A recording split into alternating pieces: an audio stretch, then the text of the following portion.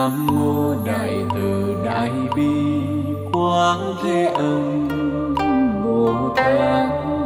Nam mô Đại từ Đại bi Quán Thế Âm Bồ Tát. Nam mô Đại từ Đại bi Quán Thế Âm Bồ Tát. Nam mô Đại từ Đại bi Quán Thế Âm Bồ Tát. Chắp tay quy kính lại người, thiết tha con khấn nguyện cầu. Quê hương là dòng sông.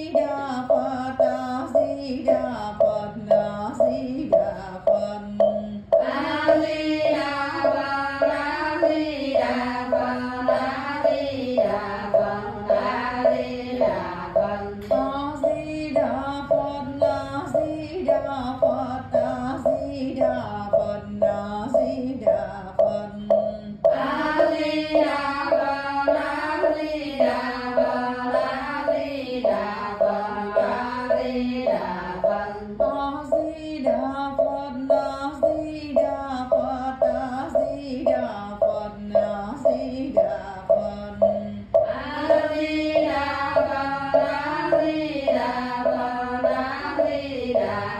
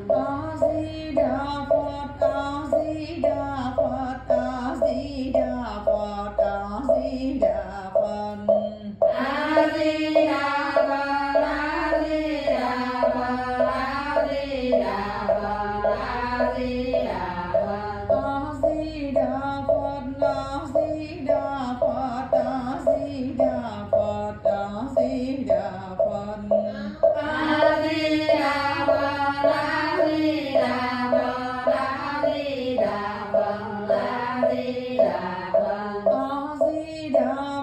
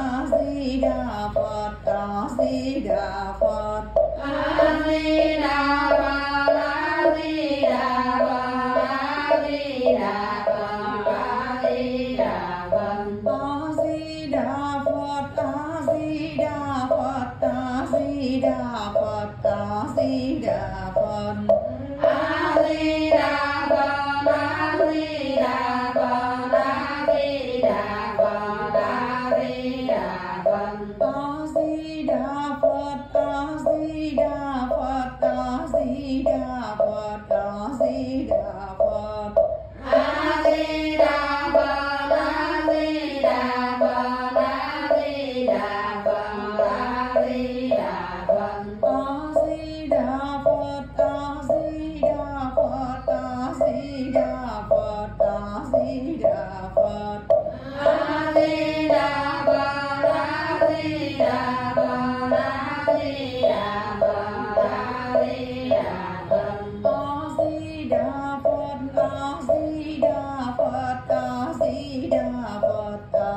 Di Đà Phật. A Di Đà Phật, A Di Đà Phật, A Di Đà Phật, A Di Đà Phật. A Di Đà Phật, A Di Đà Phật, A Di Đà Phật, A Di Đà Phật. A Di Đà Phật, A Di Đà Phật, A Di Đà Phật, A Di Đà Phật. A Di Đà Phật, A Di Đà Phật, A Di Đà Phật, A Di Đà Phật. A Di Đà Phật, A Di Đà Phật, A Di Đà Phật, A Di Đà Phật. A Di Đà Phật, A Di Đà Phật, A Di Đà Phật, A Di Đà Phật. A Di Đà Phật, A Di Đà Phật, A Di Đà Phật, A Di Đà Phật. A Di Đà Phật, A Di Đà Phật, A Di Đà Phật, A Di Đà Phật. A Di Đà Phật, A Di Đà Phật, A Di Đà Phật, A Di Đà Phật. A Di Đà Phật, A Di Đà Phật, A Di Đà Phật, A Di Đà Phật. A Di Đà Phật, A Di Đà Phật, A Di Đà Phật, A Di Đà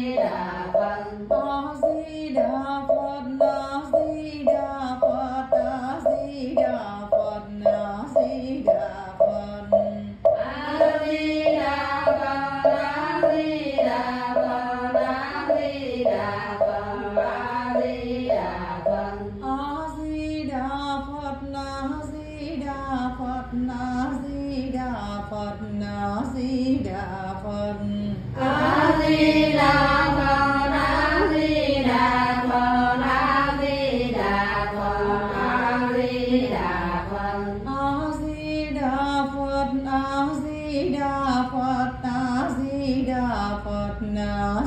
Đà Phật. A Di Đà Phật, A Di Đà Phật, A Di Đà Phật, A Di Đà Phật. A Di Đà Phật, A Di Đà Phật, A Di Đà Phật, A Di Đà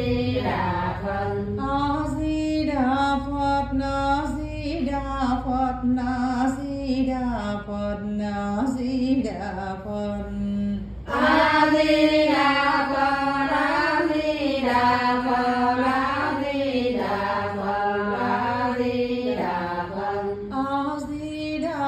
A Di Đà Phật, A Di Đà Phật, A Di Đà Phật, A Di Đà Phật.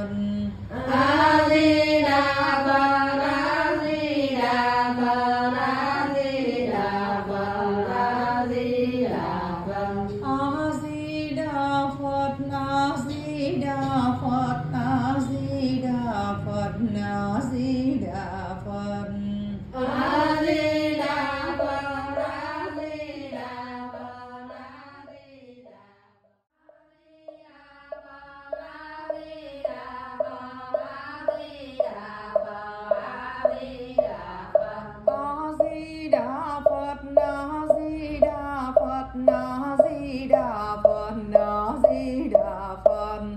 A Di Đà Phật, A Di Đà Phật, A Di Đà Phật, A Di Đà Phật. A Di Đà Phật, A Di Đà Phật, A Di Đà Phật, A Di Đà Phật. A Di Đà Phật, A Di Đà Phật, A Di Đà Phật, A Di Đà Phật. A Di Đà Phật, A Di Đà Phật, A Di Đà Phật, A Di Đà Phật.